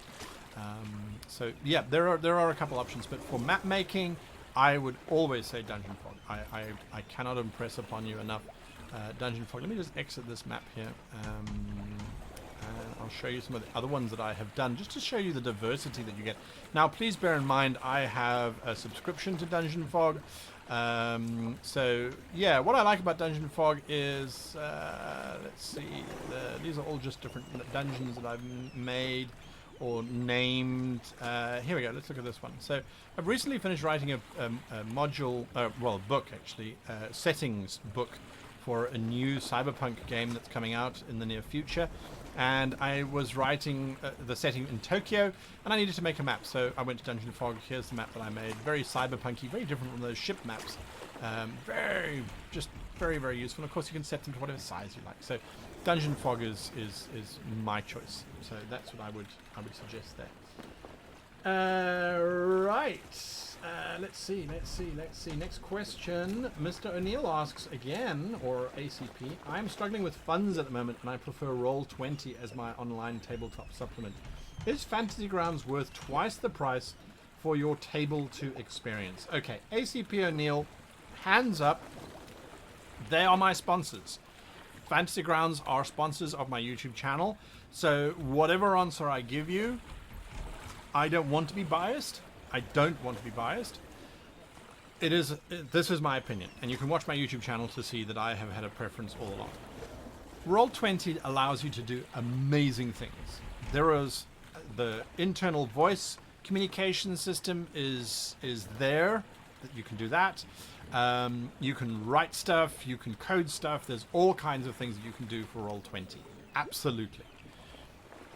I don't think we need some of the features that they have there. I use Zoom, the Zoom chat program, not sponsors. I use them, or Skype, or Discord. You can use whatever you want now to talk to people, all right? Fantasy Grounds makes it very simple. I needed to create the races, that are the new races, the shark people, the merfolk, the aqua folk. You can do that in Roll20. Fantasy Grounds, click, click, click, click, click, click. It was done. I could apply it to the templates. I don't know. Fantasy Grounds to me seem to be simpler. Have I had grey hairs using Fantasy Grounds? Yes. Their port forwarding is a nightmare. Fantasy Grounds Unity, which is currently in Kickstarter, and the Kickstarter ends shortly and they've been funded beyond belief.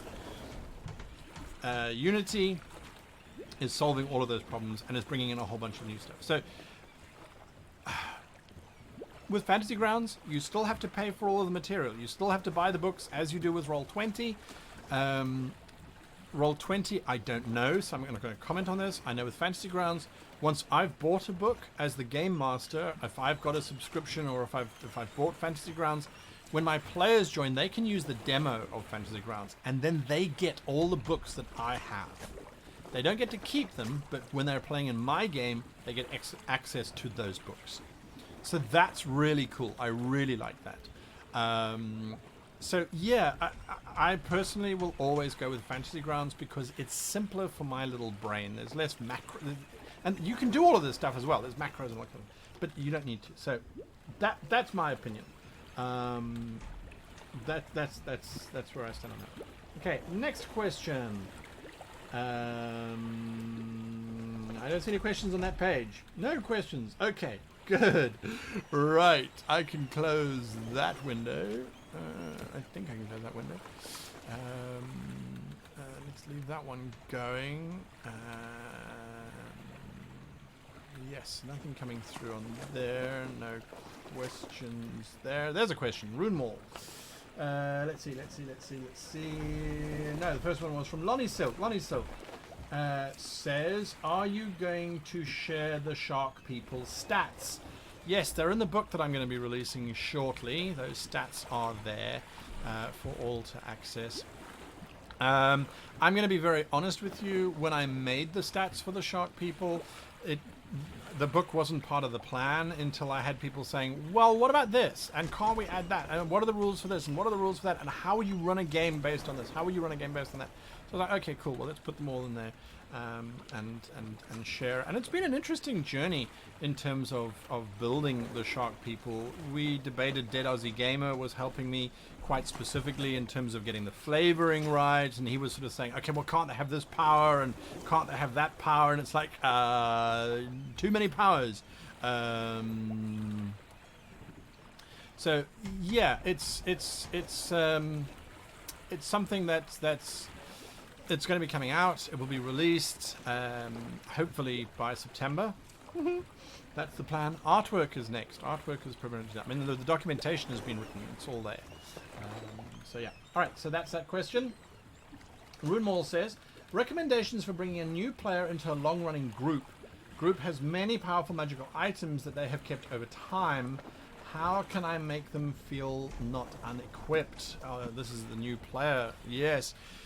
Look, the challenge with bringing in a new player into an existing campaign, aside from the equipment, is a sense of history and belonging.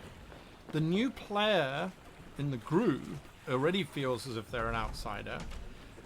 Bringing them into an existing campaign where all these war stories exist and the players' characters have got a lot of history is a challenge. My advice would be, don't bring them into the group, the player group.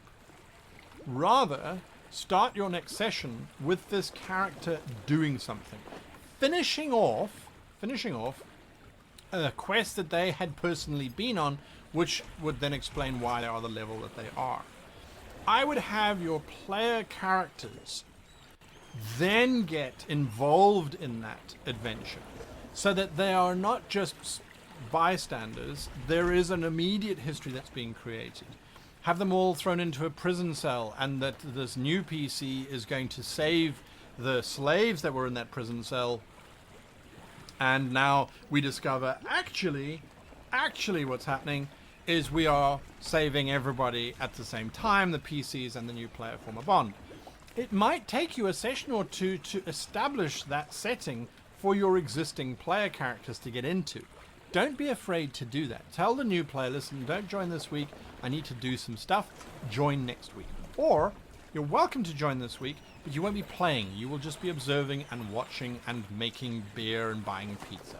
or however or whatever it is. You can see what I like. I like when gaming, nonetheless. So yes, those are some options that you can have a look at to integrate them in a way that makes it feel as if they're part of the story, and of course at the same time you can then give them that magic items that they want, or at least that you feel they should have, because that's part of the treasure that they get rewarded by whomever hired them in the first place. Talk Nop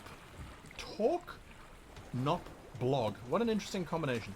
Talk Nop blog says, is it okay for a DM to push boundaries with their monsters, like pedophilic monsters, necrophilic gravediggers, and cannibalistic giants? I believe FitCon shouldn't have limits. I think murder is old. Well, pedophilia, necrophilia, and cannibalism, those are... some of them are considered more taboo than others, I would hazard. Cannibalism, because it doesn't really occur too often and is usually only on an individual basis, I think is not necessarily taboo. My very first piece of advice to you, however, is ask your players. Get your players around the table and say before the session, guys, what are your thoughts on including in the game dark themes like pedophilia, rape, murder, no one cares. Everyone murders everything, as you say. How sad is that, right? Anyway, everyone just murders, everyone does that, no one cares. So, what about rape? What about pedophilia? What about cannibalism? What about necrophilia? What about insensitive Twitter posting? I mean, you've got to ask these very serious questions about your players first. If they say, oh, I don't want that. I don't want that. No, don't want that. Then you don't give it to them. It's quite simple.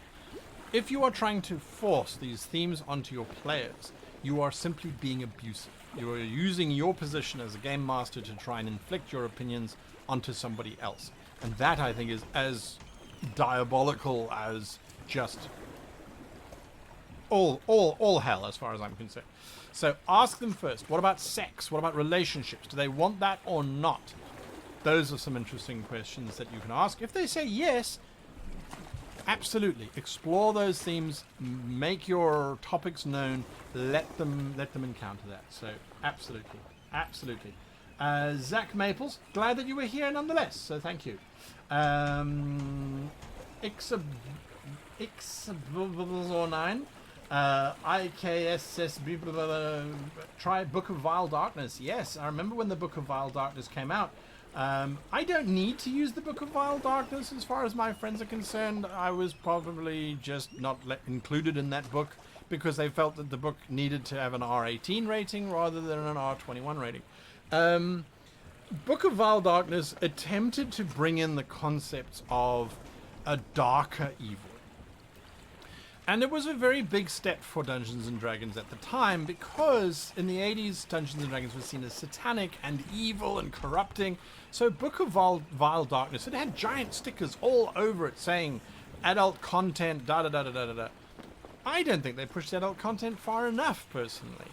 There were very few tentacle things happening in that book from what I could see. So anyway, the Book of Vile Darkness tried to impose some of that stuff. It was bought for me by a player, and I said, oh, cool, do you want me to include this in the game? And it's like, no, I bought it for you because I know you like reading their books. And I went, okay, sure. Give me a book that talks about torture and limited torture, too. History books are far more interesting and far more graphic when it comes to what humans do to each other.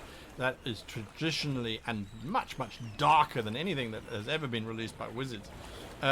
So yes, Book of Vile Darkness was there. It had some cool ideas in it, but again, I think that you have to ask your group. You have to ask your group. So there we go. There we go. Right. Yes, Ben McTavish, you raise a very good point. Someone who's been involved in rape or in child abuse or in any kind of abuse for that matter. Someone who has perhaps... I don't want to say bestiality, but there are things that people do that we don't know about. So that's why I say, ask your players first. Are you comfortable with this or with that? and then move on from there. It is things that you've got to be very careful with, right? Because you don't know. You just don't know. Donkey Monkey 2012 says, what tabletop RPG podcasts, live streams do you listen to or watch? That's a good question. I try to listen to Dead Aussie Gamer when he runs his games. On occasion, I have listened to Critical Role. The challenge is, I love to hear, or I love to have audio stimulus when I am working. And I work a lot. Writing this book, 30,000 words or however many pages it is, it takes a lot of time and a lot of effort. And you're kind of thinking about game mechanics, you're thinking about balance and that kind of stuff. When I'm writing modules, again, you're thinking about all that kind of stuff. So usually I have classical music or soundtracks playing in the background where there's no lyrics. Because the problem is the moment I start hearing things, people talking, I start listening to what they're talking about and thinking about what they're talking about. So I can't. It doesn't work for me as a background fodder. I have slowly been getting to the point where I can run reruns of television shows from the 80s and the 90s whilst playing a very basic computer game. But I am very much a focused type of person, so I don't watch a lot of them. I also play in a lot of them, so sometimes it's like, I need a break. Next question. What is the most unsettling thing you have personally included in one of your campaigns? The most unsettling thing I have personally included in one of my campaigns, Extra Nerdy, must be the joint suicide of 2 NPCs as a result of what a PC told them. That unsettled the PC to the point that they were crying in real life. They needed to take a moment because they realized, oh my god, these 2 people killed themselves. Because the way that they killed themselves was in the most beautiful way that they could. They were these 2 little lovers and they felt their god had betrayed them, so they destroyed the shrine in their room first, and then the one cut the other one's throat, lay down next to the other one, and then killed themselves. Truly unsettling for the player. Where did I draw that from? My great uncle and aunt did that. It's an amazing story. Some people get angry by it. I feel totally in awe of the strength that it took my great uncle and aunt to do this. So for me, telling it again in my story, it kind of makes sense, and it pays a little bit of homage to them and their actions. So that for me was incredibly powerful. But it had been set up because for a year the players had been interacting with these NPCs. So when the NPCs then did that, it was quite a shock to the system. Have you ever listened to the Creature Club podcast, says Angus Boys? No, I haven't. I know there are so many. There are amazing podcasts out there. There are truly some amazing podcasts out there. Honorable 596. Did you see anything in the Vampire Coast trailer that you thought about using in Saltmarsh? When I watched the Vampire Coast trailer, they were dealing a lot with undead, which was super cool, and with the vampires. There is already a vampire. There are 2, as a matter of fact, either 2 or 3. In Ghosts of Saltmarsh already. The one I will be using, if their character comes across the vampire, I will be using that for sure. It's a lovely little side thing that was built in by the designers of Ghosts of Saltmarsh.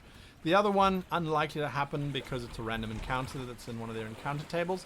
But yes, when you see things like those trailers, they cannot but impress upon you how to make things cool. The giant mutant crab-like undead things, the animated undead ships, that's really cool. Although before I had seen that trailer, the primary nemesis of my game had already been created. The undead lich who is riding a Krakelich. That's a Dracolich version of a kraken who wears ships as armor. So yes, it definitely will be, definitely has had an impact. It's super cool to see that. Next question. I don't see any questions there. I'm going to scroll up a little bit. Mortis Mulgar asks, since story is such an important part of your videos, why don't you talk about systems that support you to tell a story mechanically? D&D and the kind don't do that in any way. Mortis Muglar, well, as far as I'm concerned, Dungeons & Dragons for me is a very accessible system. Yes, there's lots of number crunching going on and the like. And yes, the players have to be very conscious, I should say, of what is going on from a mechanical perspective. So, yeah, the idea is there are other systems out there that are more narratively based. I was given a lovely system from Finland called Stalker, which I know I talk about on the channel quite a bit, but it really was. It's a diceless system. There are no dice involved whatsoever. You're not rolling dice. I feel, though, that dice do add a narrative and a randomness to the story that one needs. And by having a mechanical framework, it provides meaning and context to those dice rolls. Far more so than just saying, well, if you roll above 10, you succeed. If you roll below 10, you fail. Dungeons & Dragons has been part of my life since I started role-playing. So it's a comfortable space where the mechanics are kind of happening in the background. 5th edition was very disruptive to me as a GM, by the way, because it changed up so many of the fundamentals. The spells changed, and for the better, but it changed. I was like, but we could do this in the 3.5 and in 2nd edition. Now it's all changed. What's up? Well, the world's gone crazy. Whatever role-playing system you use, you could say, well, Call of Cthulhu is there, or Fate is there, or Savage Worlds, or, I mean, there are so many systems out there. There really are. What helps you tell the story, I think, is how you structuring everything. The mechanics is fairly unimportant.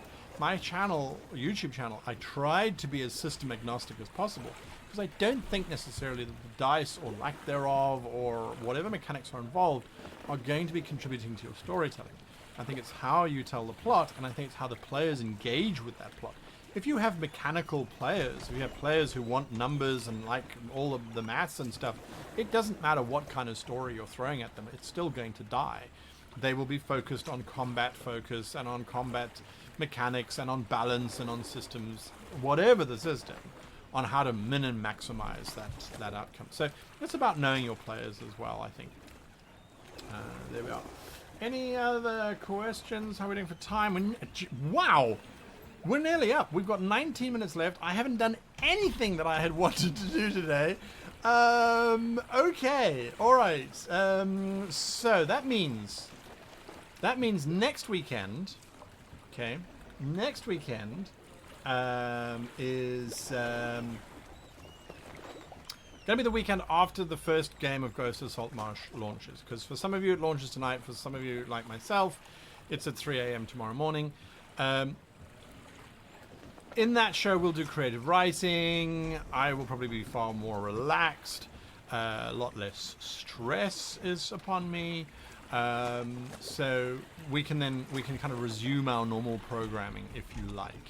If you don't know about Ghost Assault Marsh, twitch.tv/DND. There are some questions. Will it be available on YouTube? Yes, it will. It's going to be available in 2 places on YouTube, by the way. The first place is, it is going to be on the Dungeons & Dragons YouTube channel. They're going to be releasing that. I don't know when.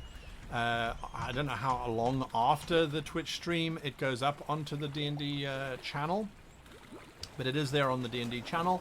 And then a week after that, so probably next week, Wednesday or Thursday, I will be releasing it on the Great GM channel as well. So we'll see if people are interested in watching it at that point, since it's so long after the show is aired. But we will do that because there have been so many people asking. Hola, Brasilia. Hola, Brazil. Hello, Brazil. We're working on an interesting project, Lucas. We're translating the How to Be a Great GM's Complete Guide to Epic Campaigns into Portuguese. So that should be fun. That's nearly done, as a matter of fact. Right, so question.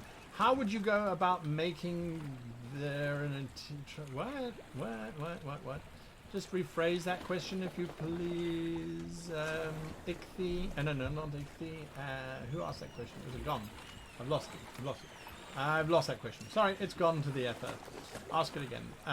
Ben McTavish, how do I manage to fulfill all the PC's goals and motives without pulling away from the central plot? The central plot should be moving at the speed of plot. It should be moving as and when you are ready for it to move. So solving characters' stories, solving characters' backstories and things should be part of your bigger plan.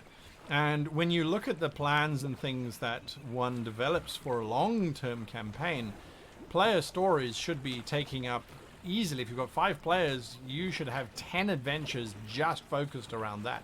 And the plot will pause. So don't paint yourself into a corner by saying, well, by the next full moon you have to have defeated so-and-so. Because that gives you 30 days, or however long the cycle is in your world. And then suddenly, oh, now player stories which take 3 weeks to fulfill just don't work. If you watch my Adventures of the Windswift, in that, I nearly had that problem. I had a player whose character was emphatic that they had to go and solve their story before the final encounter, or whatever the case was. And I was like, well, we are running out of time here because I've given you a time frame and you're ignoring it. What do I do?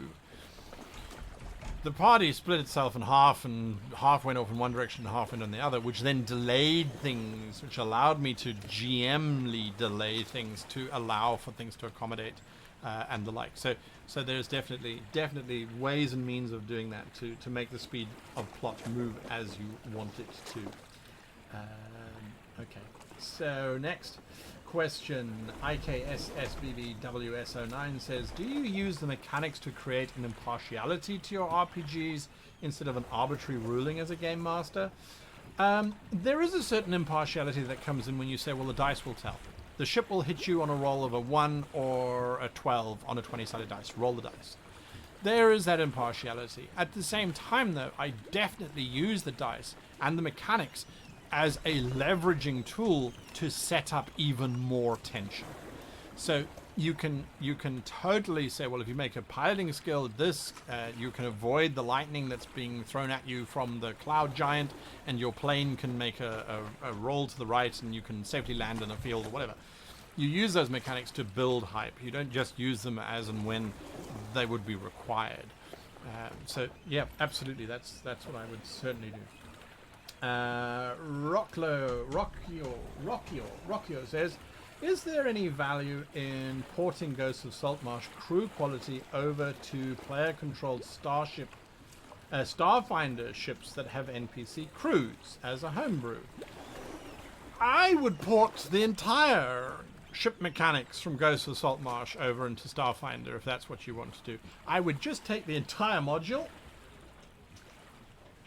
I was legally allowed to do this. I would take from Appendix A of Ghosts of Saltmarsh everything that they have done on ship combat and turn it into Starfinder if you want to play Starfinder that way. Just bear in mind you are going to have to up values. Starfinder uses a very different scale in terms of your rolls. Your rolls are between 0 and 40 as opposed to between, say, 0 and 25, which is where Dungeons and Dragons sits generally. So yes, I would do that. I would port it across completely. Replace that Starfinder system. I really hate the Starfinder system. And even if they came to me and said, hey, we want to sponsor a show, I'd say sure, but I'm not using your Starfinder system. Right, there we go. Where are we now? Next question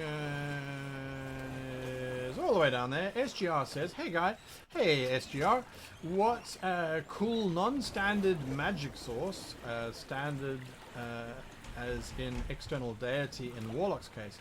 Have you encountered any good implementation of one? What is a standard non-magic source? Standard as in external deity in Warlock's case. Not entirely sure what you're looking for in terms of an answer there. Non-magical sources, some of the options that you can go with, or at least that I think you can go with. Let me just have a second.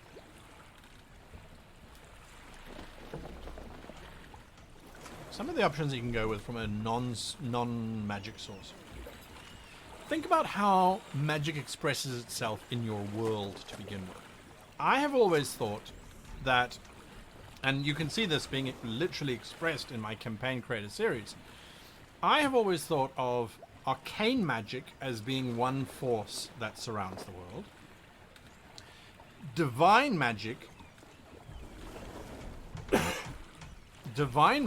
being an external force that's fed into the world and that can penetrate through the arcane stuff.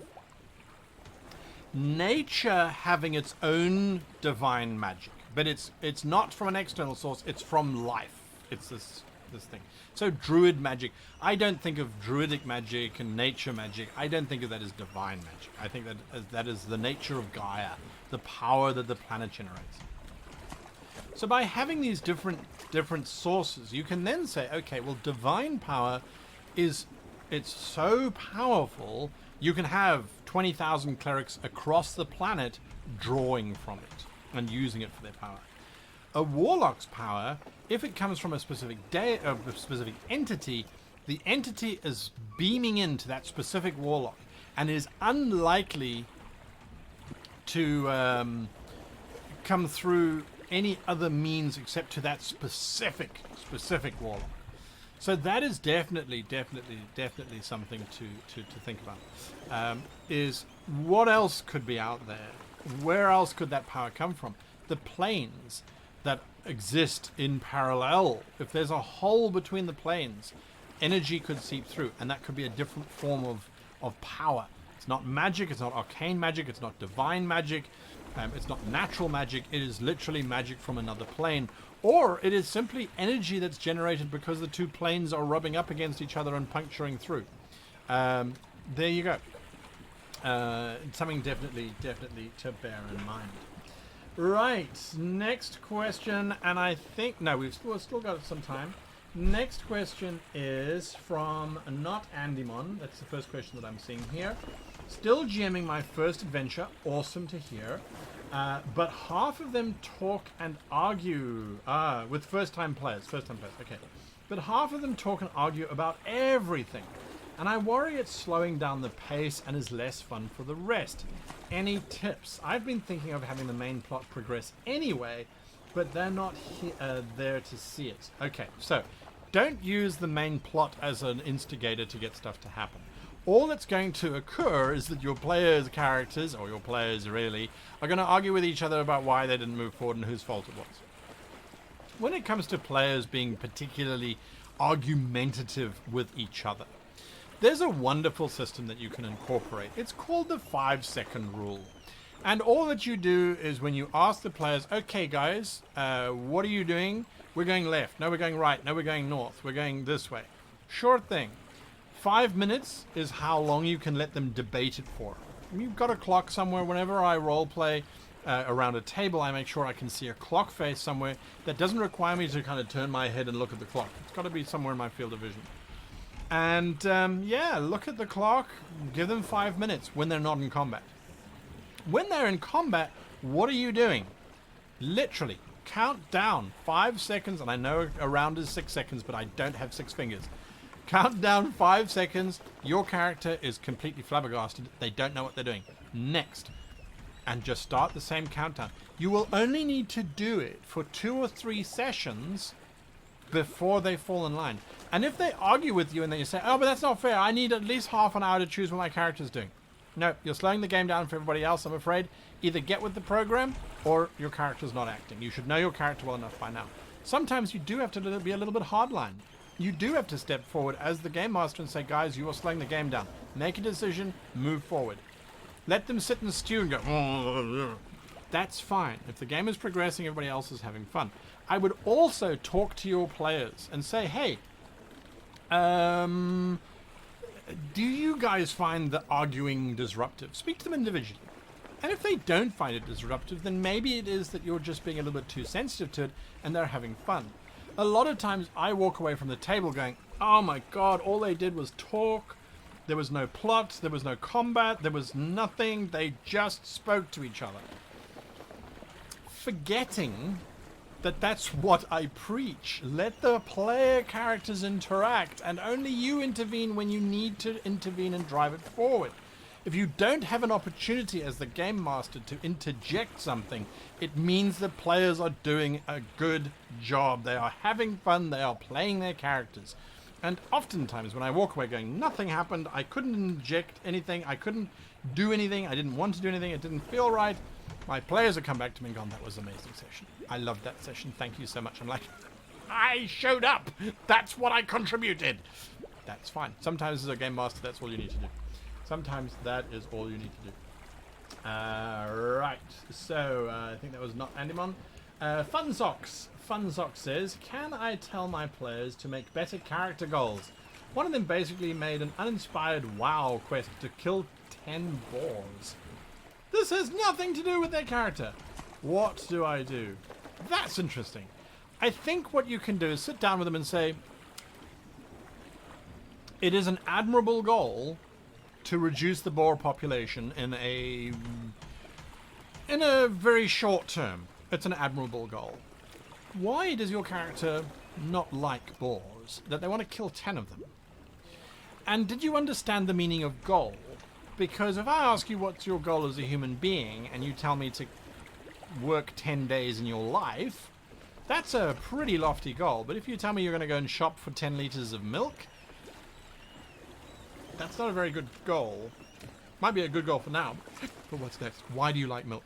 So don't say that's a boring goal, because maybe that's genuinely an answer that they thought was appropriate.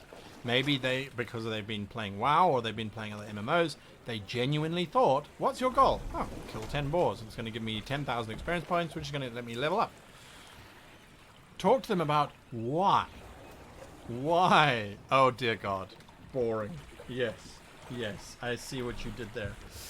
Oh, you are going to enjoy the Ghost of Salt Marsh crew. Anyway, interrogate their goal. Interrogate's the wrong word.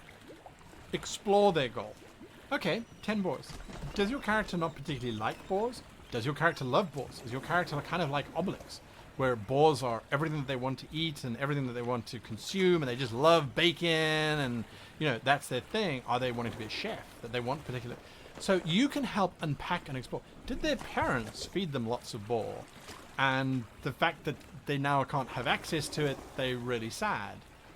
Again, go through the steps of creating a good character, but walk it through the player. Maybe they just don't know how to do it. It's an option. Ah, dear, dear, dear. Okay, next up. We've got another question from Ben McTavish. How do I manage to fulfill all the PC's goals and motives without pulling away from the central plot? Didn't I answer that? I'm sure I answered that, Ben. I'm positive I answered that. Were you getting coffee? You were getting boar, weren't you? You were out hunting boars. I've answered that question. Damn it, I've answered that question. Please tell me I've answered that question. Otherwise I've been talking to myself for half an hour. Is it? Oh, are we having this issue again? Please tell me we're not having an issue. No, we're not. Okay, good. So no questions being asked. That's great. I can move on. I'm not going to do anything else. We're not going to do creative writing. We'll do that next week. So join us next week for creative writing. What else was I going to do? No, I think we're kind of there, guys. I hope to see all 123 of you that are currently watching, if that's the right value. I hope to see you at the Ghost of Salt Marsh stream later on. 1 p.m. Pacific time. That's 9 p.m. British Standard Time, 10 p.m. Europe Central Time, I think it's called. Yeah, it has. I've had a lot of fun this morning. It's gone so quickly. It's been so much fun. I really enjoy the questions that are coming through. If you didn't answer your question this week, please bring it again next week, or join our Discord. You can join our Discord and have a look at that. I will be reviewing YouTube videos next week. I usually do it every week, but this week, like I said, was just chaos and craziness. Join the treasure hunt. Though the prizes, I know for a fact you will get a copy of my book, which is the supplement for Salt Marsh. So if you want the shark races, you'll get shark races and merfolk and all that kind of cool stuff, as well as the ships that go with them.